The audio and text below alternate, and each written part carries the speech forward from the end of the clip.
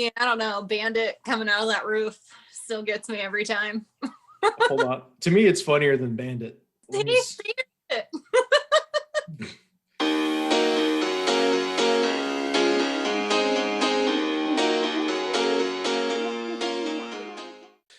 All right, we're rolling another episode of Cash's Top 5. We are doing our top 5 TV friendships of all time. Joining me today, you can catch her weekdays on WFMS in Indianapolis and on New Country 93.1 in Detroit. Jenna Ray, what is up?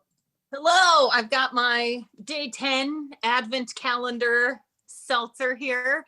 Advent calendars are actually hard. I've forgotten to do this like twice now. So today's not a double day, but you get Black Cherry Jenna. So is there anything that sets it apart from the other seltzers, or are we kind of just rocking with the same kind of stuff? There are like flavors I haven't seen elsewhere, like blueberry, and there was one with coconut. So I haven't seen those, but there have been some ones that aren't great, like lemon. Zach drank that one, and a man lime. But I mean, I will say, like, usually black cherries are good in all of the brands you get, but I think White Claw is probably still the best. This is not a sponsored post, by the way. This is not potential sponsor. Yes, not quite there yet. So Vista Bay, is that what it said? Vista Bay? Yeah, it's Aldi. Ooh, hit me up, Aldi. All right, we're doing our top 5 TV friendships of all time. I am ready for you to tear my list to shreds. We have had many an argument over the past couple of years, and I'm excited to hear what you have. Let's go ahead and kick it off. Who do you have for number 5? Okay. There's just so many to choose from, and you say all time. Mine don't really go past like the 2000s, so, and they're all sitcoms. That's fair. For that. So I will say that this relationship grew over time. So like the first few seasons, it's not really there, but laughs for like screen time, I have to give it to Tom Haverford and Donna Meagle. Okay. Yeah, that's fair. Treat Yourself is iconic. Mm-hmm. It happens every season that they're in. And then they just like, they can make me laugh so hard by not even saying anything. It's just like Tom's and Donna's. So, yeah, they're number 5. No, that's really strong. It's tough to do when you're part of an ensemble like they are. And I love when there are pieces of the friendship you hear about, like something happened not on the show. Mm-hmm. Like Donna, when she wasn't even in the scene, and the guys, I think it might have been the bachelor party, and I wish you guys were Donna. Like referencing her when she's not there. I love when shows do that. It shows the real bond between the characters. So that's a really good one. That's a deeper cut because they're obviously not main characters on the show, and it's kind of sprinkled throughout. It's not like a running thing. So I like that. My number 5 for you is, I didn't go back much further either. I didn't go into the 80s or the 70s or anything like that, but I'm going to kick it off with the 90s. This is kind of a nostalgia pick, which a lot of my top 5s have a lot of nostalgia throughout. I've got Boy Meets World, Corey and Sean. I didn't even think of that, but yes, I'll give you that one. Yeah. I mean, they're just, it's a great friendship. You know, they tried to play off a little bit of rivalry at the beginning, and then as shows do, they kind of lean one way or the other on what the character is actually going to be. And there was, you know, a lot of difficult, heavy themes and storylines on that show as they got older, especially with Sean, you know, feeling orphaned and kind of living in poverty and all that stuff. And Corey was just always there for him, and Sean was always there for Corey. Just a great friendship. And a great bowl cut. Yeah, Ryder Strong had some sweet 90s hair. And poor Ben Savage, the Brillo pad of Corey Matthews. Totally pulled it off. No, he did. If anybody was going to do it, it was him. So yeah, Corey, Sean, number 5. Who you got at number 4? Well, I will say, I think I've thought about going back to rewatch all of Boy Meets World because I'm zooming through episodes of everything else. Yeah. And I recently rewatched all of Full House for some reason. Let me just say, John Stamos, like season 5, Stamos. I'd still do that right now. I would never have the opportunity, but if I did, John, I'm out there. So number 4 now. It was hard for me to pick one relationship because there are a lot of good ones on this show, especially with Jake. So it could have been Jake and Amy. It could have been Jake and Rosa. It could have been Hitchcock and Scully. But I went with Jake and Boyle from Brooklyn Nine-Nine. How can you not? I mean, they are the BFFs of that show, really. Wait, have you actually watched it all yet? Watched it all? No, but I've seen several episodes. Gosh. And I will say, like, it's tough for me to not pick Jake and Amy just because I love the fact that during their friendship, spoilers alert, during their friendship, it's been out. They same way as friends as they then act when they're together. And I think in most shows you get the like, oh, we hate each other at first and we're never gonna be together. And then like they become a couple and it's all like coupley, but they're still like friends the whole time. But Boyle is so obsessed with Jake that it's impossible not to like love their relationship, because even Jake knows that he oversteps the boundaries, and then Boyle knows sometimes. But I think my favorite line in there is when they think like Jake is gonna die and Boyle's like, I don't want some stupid kid that's never met Jake. That's there. Yeah, no, you're right. One of the reasons I kind of checked out on Friends halfway through is once they put Chandler and Monica together, Chandler, the first 3, maybe 4 seasons of that show is an all-time great character ever. Hilarious, super sarcastic, very funny. And then they just turn him into this like neutered wimp who is Monica's husband. And she kind of became her own annoying, like they really leaned into the shrill part of Monica as the show went on. So yeah, to have a couple stay and to kind of maintain that chemistry that they've built as having that relationship construct, I love. So I apologize that I haven't binged the entire series of Brooklyn Nine-Nine, but I have seen a lot, and I have a regular rotation of bloopers I like to watch on YouTube, and that's one show that never disappoints. Could Chandler have been a work? It was so boring. Oh, those last seasons.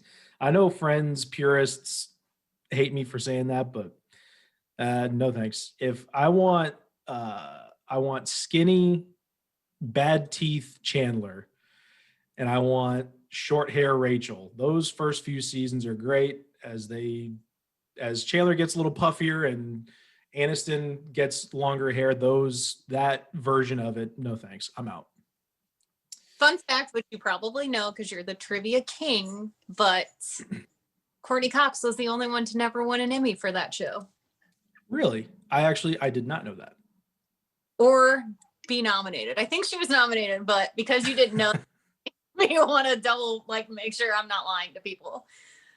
Nah, I'm sure you're right. My number 4 for you, I assume if we were going to have any crossover, this is where it would be, but maybe you're not going to double dip. We'll see. But my number 4 for you from Parks and Rec, I've got Leslie and Ann. See, I think that's a good choice. I thought about it because I guess my favorite part of their relationship is just all of the fun nicknames that Leslie comes up with for Ann. But again, like last for screen time, it's just Donna and Tom for me. Well, I don't know how much of this matters, but I feel like just like you, like we watch a lot of TV, we watch a lot of movies.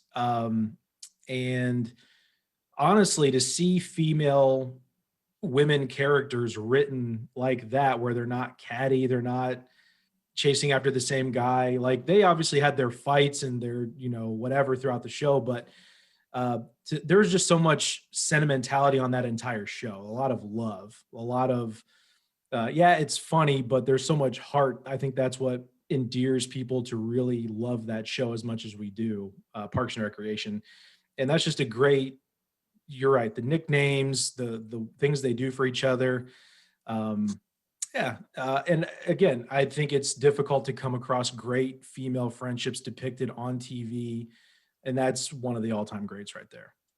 Now, when you say they never fought over the same guy, I'm going to assume you, like most people in their right minds, forget about Mark Brandanowitz. Well, that's what I said. Like, they did have their fights. They did have kind of a weirdness about Brandanowitz, which I still maintain he is an underrated character. People hate on.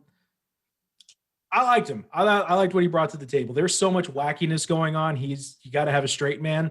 And part of what Brandanowitz did when he left went to Anne. Anne was all of a sudden the straight man all the time for all the antics around her. Whereas that was kind of Brandanowitz. And anyway, so yeah, no, they did kind of have a weird, I don't think they ever actually fought over him. Leslie was just kind of weird about it, but you're right. There was that element there. You might hear my dog throughout this. She is, I don't know what she's doing right now. Man, we could just like have a whole show about Parks and Rec, because the Really way should. they all of the outside characters over time, like it's just, there's not really a bad one. But I'm gonna go with my number 3, and I forgot what it is, so I'm gonna look down. Okay, I think this one could have been higher, but I haven't really rewatched the show. My fiance Zach, I got him into it, and he's actually like probably watching it right now. That or Brooklyn Nine-Nine, but I'm going with Troy and Abed in the morning from Community. Okay, so this one, I feel like if I were into Community, would have made my list because those characters are so great. The problem I have with 2 different shows, and I have a feeling one of them is also on your top 5, but we won't do spoilers, and I won't mention what the other show is until it comes up. But Community, okay, that's what I thought. Well, number 1 thing I don't like about those types of shows, I don't like meta comedies. So Community, Scrubs, shows that have those universes where they poke fun and they break the fourth wall, and it's like, yeah, we get it. We're watching a TV show. Like, sometimes I don't want that. There's just something about it that has never registered for me. So while, again, I love watching the outtakes and the bloopers of Community, I think Joel McHale is one of the funniest people on the planet. I couldn't do it. I'd be dishonest if I included Troy and Abed. However, I do love their relationship dynamic. Yeah, I watched Community and I like fell off of it for a little bit and then got back into it. And it's one of those shows where, like, if it's there and Zach is watching it, like, I'll tune in, and I could probably eventually, like, I need to take long gaps in between most shows. Like, I can't rewatch it and then rewatch it and then rewatch it.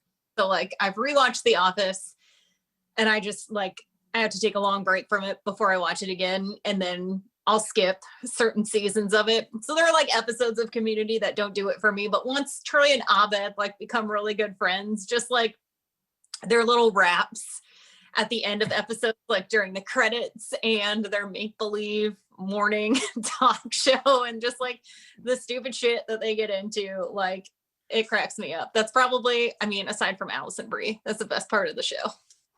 Yeah. If I could propose somehow, some way to get with Allison Brie before her marriage now to Franco. Weird. Yeah. Oh, wait. Why was I thinking that's Rory? Never mind. I was thinking she was with the guy from Mad Men. Oh, yeah. No. Well, technically on TV they were together, but oh, yeah. And that stupid.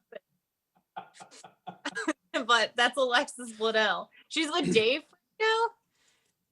Do what? Dave Franco? Yeah, Dave. Huh. Interesting. Yeah. He was in Scrubs. All right. My number 3 for you is,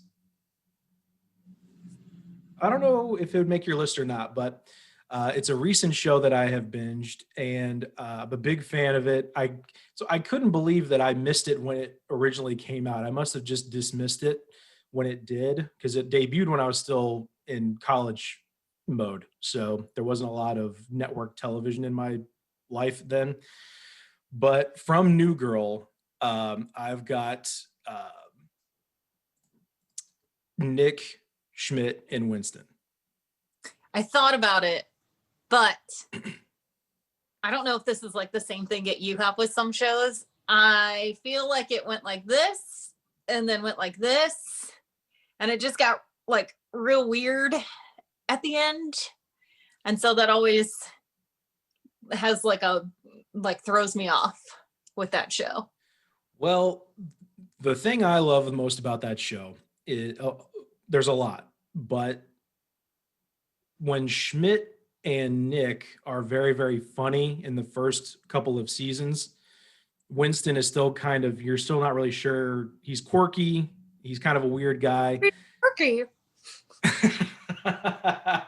Well, as Schmidt settles down with Cece, spoiler alert, and Nick is doing Nick's my least favorite character by far. I don't like slackers. I do, apparently. Yeah, I don't like slackers. I don't like, because here's the other thing. I binge watched it. So I was watching episode after episode. Those 22 minutes go quick. Every 15 minutes, it's him apologizing to somebody. Oh, I'm sorry. I'm such a screw up, Jess. Like, dude, get it together. Life's not that hard. So anyway, Nick and Schmidt, I think, were really, really funny the first little bit. And as they were kind of coming down, as you say, Winston was coming into his own. And the last couple of seasons are where he owns it. And there's that little sweet spot in the middle where Coach comes back for a couple seasons. And the group dynamic, like, again, this is stuff that they mentioned that happened not on the show.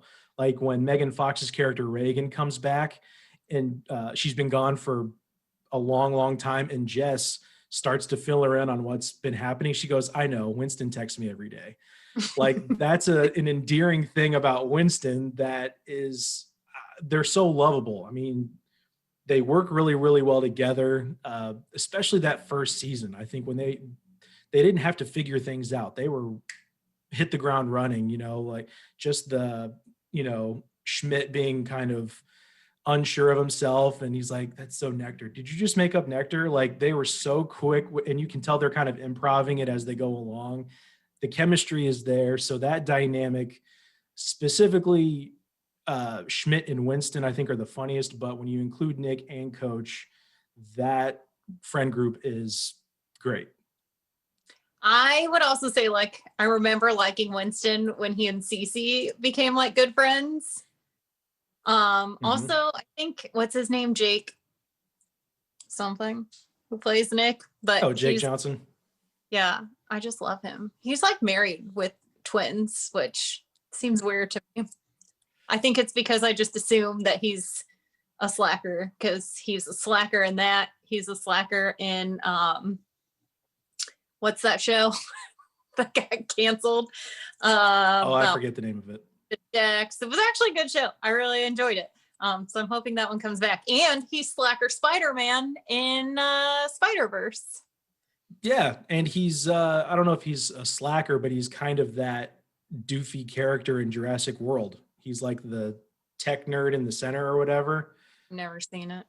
No, you're not missing much. But yeah, no, he kind of has that lane that he stays in. And again, I don't have any problems with Nick. He just of the group, he's my least favorite. That doesn't mean I hate the character, but come on, you're going up against heavy hitters. And Zooey Deschanel, come on. Dude.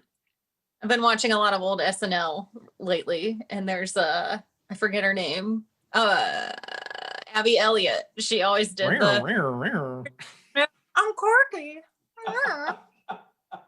And then the episode with Zooey Deschanel, and she was Zooey Deschanel, but she was Mary Kate, which she actually did really well. Just a side note, did you ever watch Happy Endings? Because that's where Coach went when he was gone. Right. I did not watch that show. It's pretty good.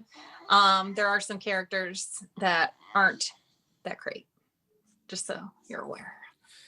Yeah, I'm against the show in principle because it took Coach away from New Girl because I love that character so much.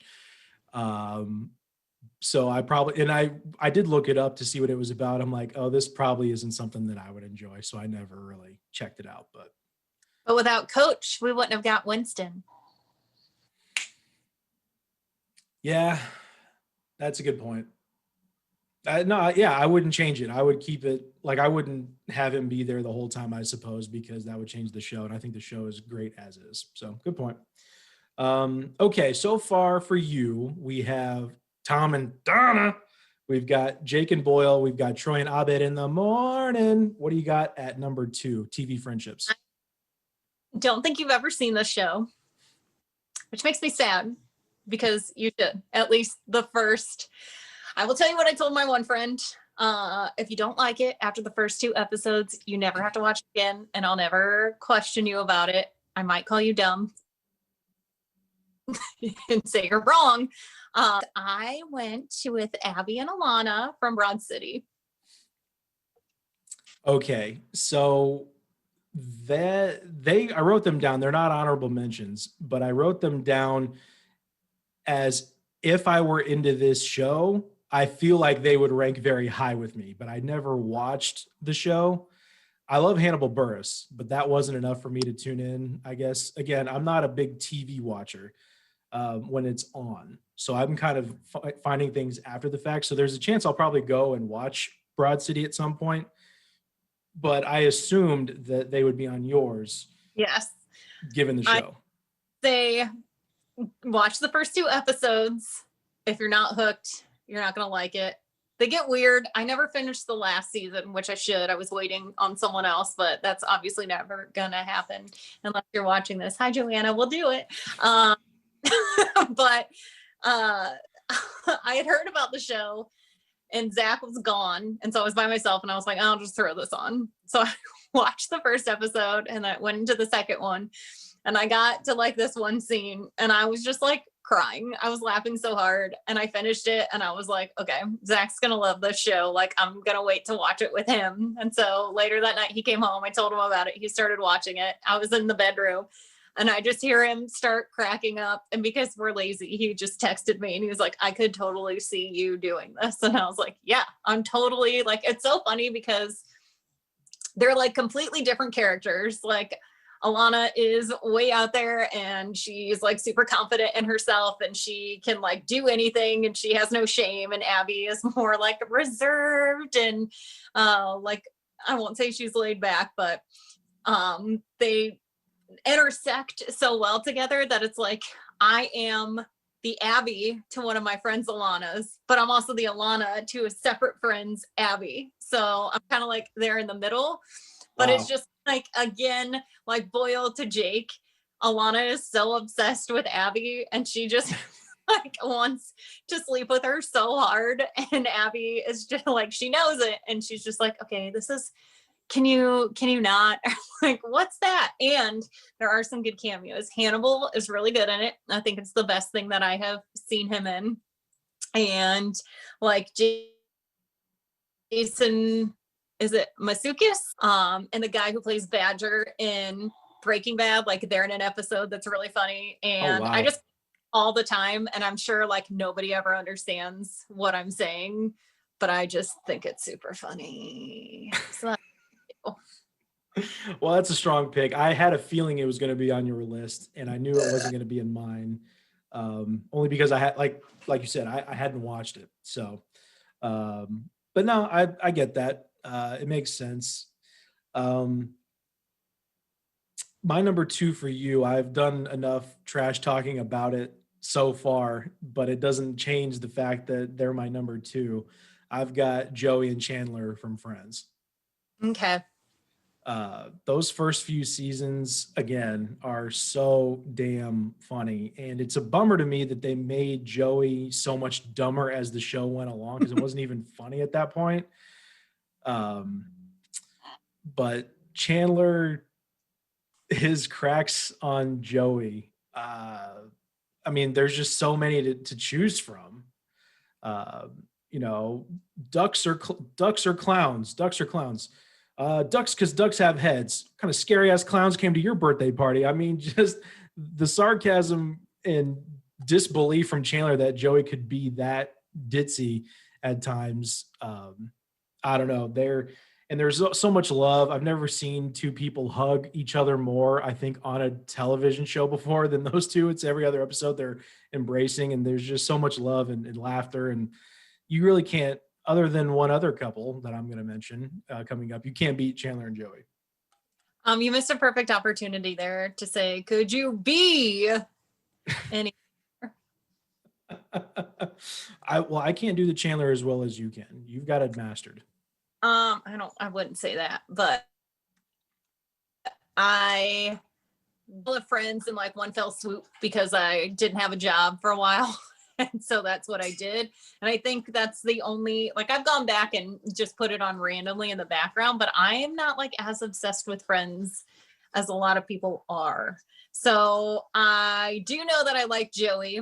I remember always thinking that they made Rachel dumb. And then when I was rewatching it, I was like, oh, she's really not dumb. Like, she's a pretty good character. I am Joey when it comes to sharing food because Jenna does not share. And Ross is the worst character. That was actually a thing. And Broad City, they said if anybody tells you, or maybe I just made that up, it's mentioned in Broad City, Ross is Abby's favorite character. But I saw something that was like, if anybody says that Ross is their favorite character from Friends, run. So Ross isn't my favorite character by far, but he has some great moments, especially in the later seasons when he goes a little cuckoo. Phoebe by far is the worst character on that show because I've known some Phoebes in my time and they are so annoying. I don't think you can say Ross is worse than Phoebe, although they're kind of on their own plane. I mean, Chandler and Joey are up here. And then I think Rachel and Monica have their moments, but Ross, the fajita episode where he realizes my fajitas, like when he freaks out, it's so funny. I do remember laughing at something really hard that he did once, and I don't remember what it was, but I remember like texting someone and being like, Ross actually did something funny.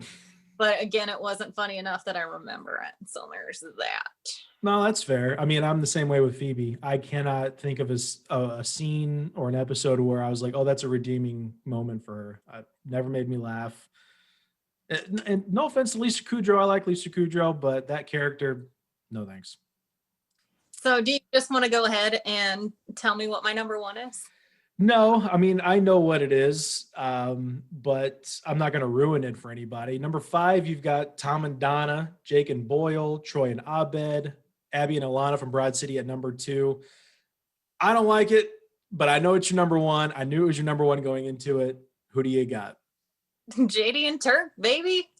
Okay, tell me why. So I am the worst person ever. And when someone tells me to watch something, I will not do it, or I will just hate the show out of spite. So, way back when it was still on TV, Zach loved it. And for that reason, I was like, this show was stupid. And then I decided to watch it and I actually liked it. And I would get, the whole, I have all of them on DVD, which is so pointless now. But every time the season would come out, my friend Joanna and I would like in the house and we'd watch all of that season, except for season 9. Everyone acknowledges that season doesn't exist. Right. But I told my friend it was a good show and she wanted to watch it. And so we watched the first episode and then I was like, oh man, this is hokey. And so maybe it was like a sign of the times. And I will say, like, the first season, maybe 2 are super hokey, but then if you keep watching it, like, you can get back into it. And it's just so funny because, like, Turk and JD are so different, but they on like the most random things. And like, I think there's a time or two where they like question their friendship, but like aside from that, they really like get even more into their bond. And it's like a running joke with everyone else inside the hospital. And like you say, you like things that are mentioned off screen.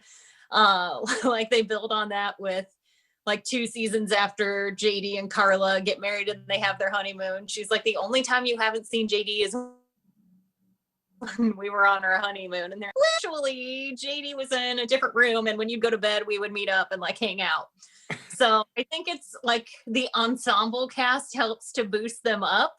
But I just still think that they are the best duo. Plus, their friendship is like on that level outside of the show as well. So I guess that kind of helps me believe what they have on screen too. That's a good point. I was trying to think of who had really good friendships off camera, off screen as well, because I think that does play a big part of it. Like when I've seen panels and the New Girl cast, and it's Jake, Max, and Lamorne sitting together, and they just kind of crack on each other. It's genuine, and it really makes you buy into the show that much more.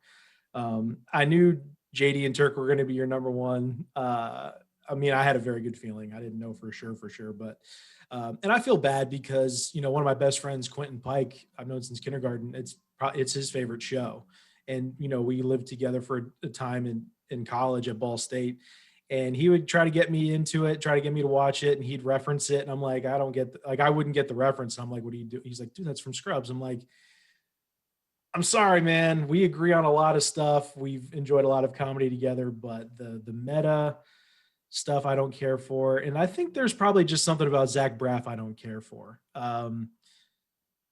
There's just maybe he has a punchability about him I don't like. I love Donald Faison, huge fan of Turk, but yeah, I mean, I tried to get into it and it wasn't for me. I think that's funny because my Zach reminds me of Zach Braff. So if you ever want to punch him, really? you might. Yeah. Also, he's going to hate me for telling this story, but he'll never know. When he used to work at a golf course in Burbank, Donald Faison came in once, and he was like super starstruck because like some other people came in, but he didn't really care. It's like, oh, it's kind of cool, whatever. But he came in and he goes, oh my God, Faison Love. He called the wrong name, and he's super embarrassed about it to this day. So whenever I tell people, he's like, did you have to? And I did. Oh man. Well, that sucks. I mean, I can understand making that mistake. Two very different people though. Well, okay. Well, my number one for you, I'll recap mine. For number 5, Corey and Sean from Boy Meets World, Leslie and Ann from Parks and Rec. I've got Schmidt, Nick, and Winston from New Girl at number 3. Number 2, Chandler and Joey from Friends. My number 1 is not a sitcom. This is a personal pick. I can't separate it, but Dr. House and Dr. Wilson from House.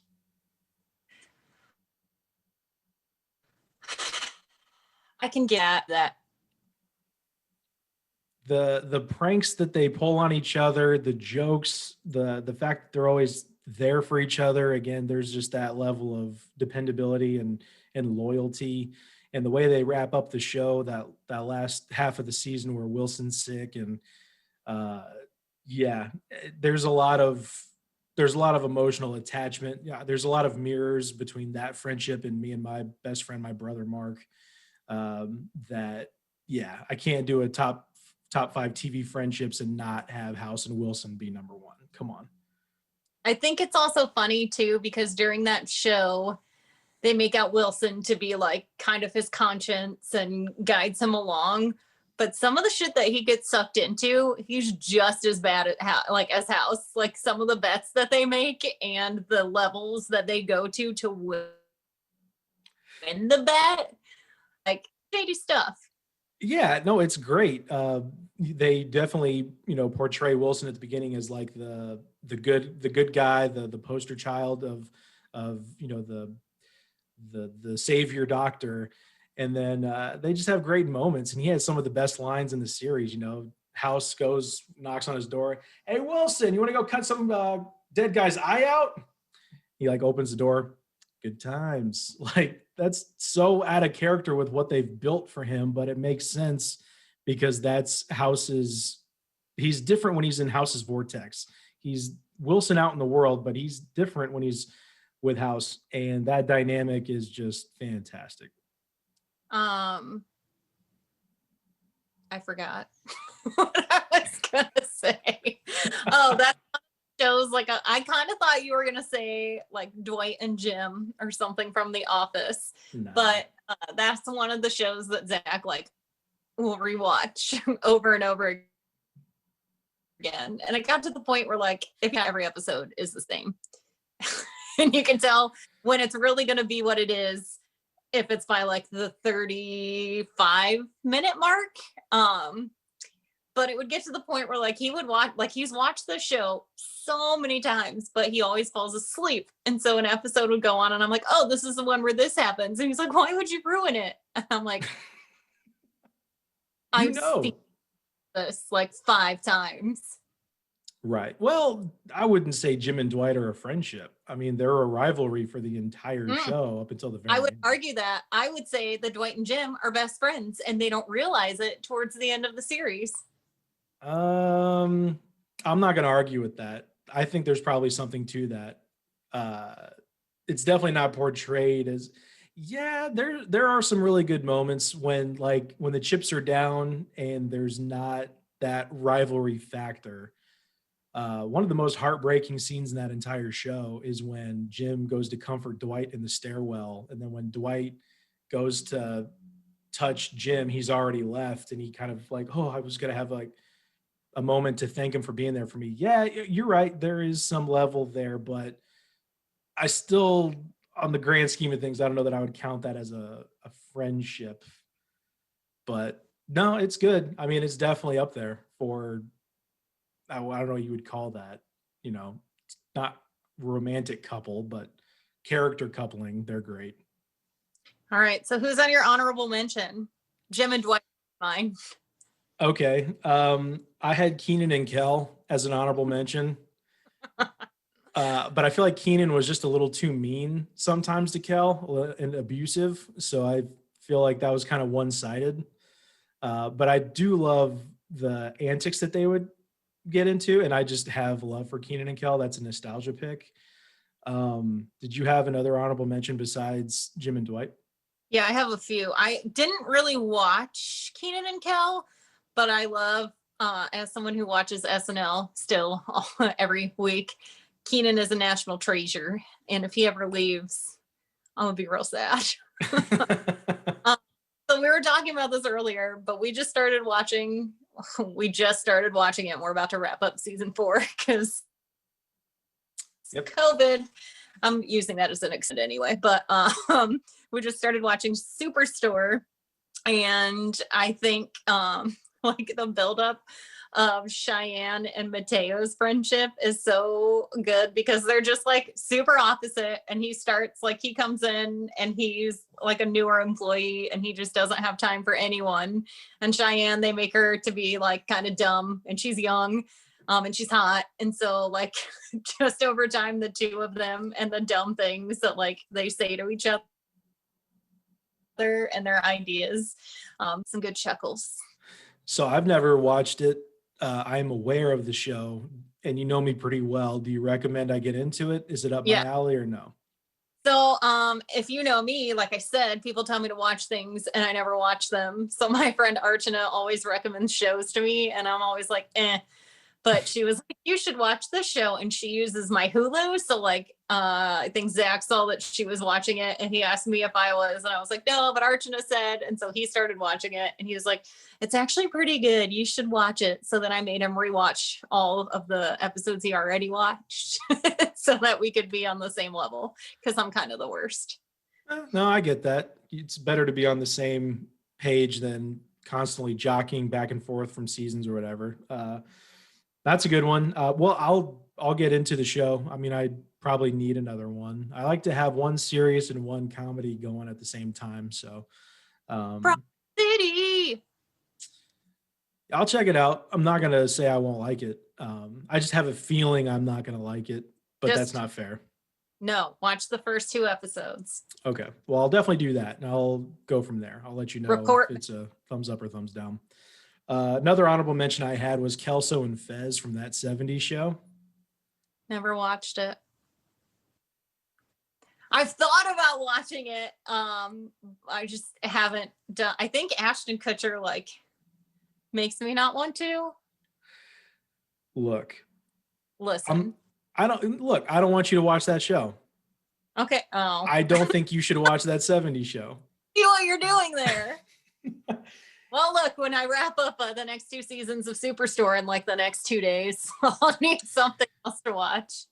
That 70s Show is legitimately very, very, very good. It's written Bonnie and Terry Turner and Will Forte are writers on the first several seasons. And I think they've written movies, they've written for SNL, lots of stuff. So the writing is great. The characters are great. Red Foreman as the dad is a all-time great TV character, but the actual friendship between Kelso and Fez blossoms over the show. And because Eric becomes he's the main character, but he becomes more background as the show goes on, because those characters like Ashton Kutcher became globally famous.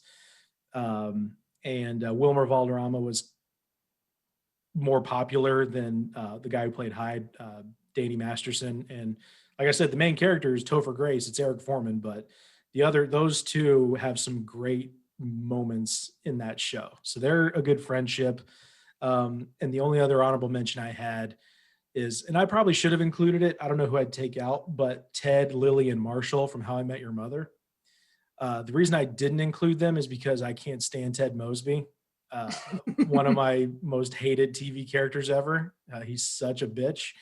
But there's a really good friendship there, though. The dynamic of the three of them, and Marshall is such a fun character that it's an honorable mention, but it didn't quite make the list because of Ted.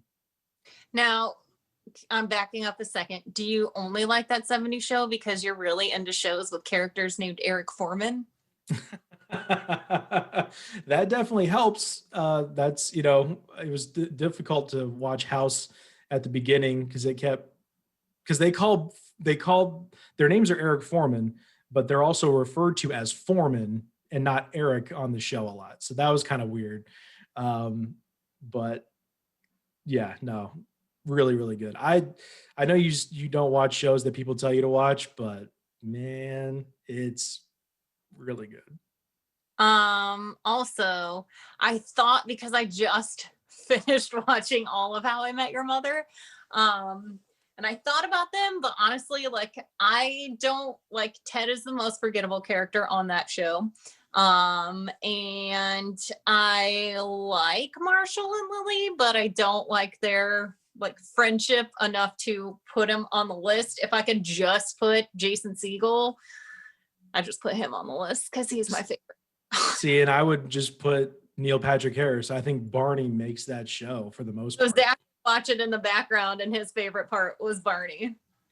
Yeah, I mean, the characters are all really good, and I have a theory about TV shows. It's why I think New Girl kind of fizzled towards the end, is when an actor or an actress gets a little too much power because they've been on a show for so long. Like Zooey Deschanel became a co-executive producer of New Girl as the show went on. Like, I don't know if she was a producer at the very beginning, but she was a producer very early on. And then as the show went on, she became like executive producer. Well, then she has so much more say in the show and what's done. That's why towards the end, every show, there's like a musical number and characters are singing and they're breaking out in song and dance. I'm like, okay, what are we doing here? Like, she clearly has too much say because it's her theater geek coming out. Like, I want to do more musical numbers on the show. Clearly, I don't know if that's fact, but that's the way I see it. And Neil Patrick Harris became such a big deal because of How I Met Your Mother, like the resurgence that he had in his career.